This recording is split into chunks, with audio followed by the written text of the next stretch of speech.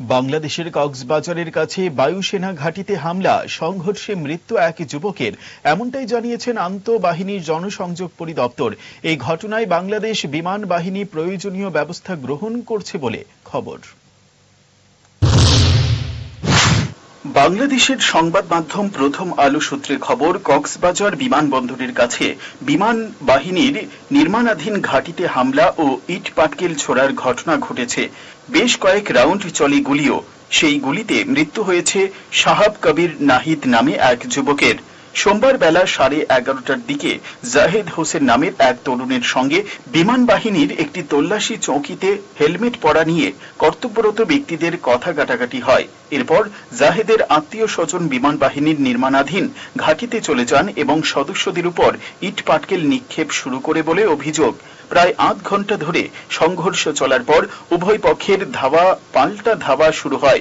সেই সময় বেশ কয়েক রাউন্ড গুলিও চলে বলে খবর। তাতে গুলিবিদ্ধ হন শিহাব। এরপর স্থানীয়রা তাকে উদ্ধার করে কক্সবাজার সদর হাসপাতালে নিয়ে যান। সেখানে চিকিৎসক শিহাবকে মৃত বলে ঘোষণা করেন। জানা গিয়েছে, শিহাবের মৃত্যুর খবর ছড়িয়ে পড়লে উত্তেজনা আরো বাড়ে।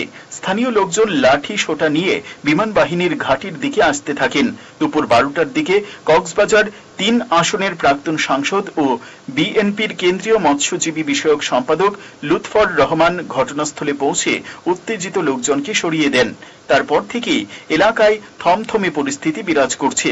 ঘটনাস্থলে অতিরিক্ত পুলিশ মোতায়েন করা হয়েছে।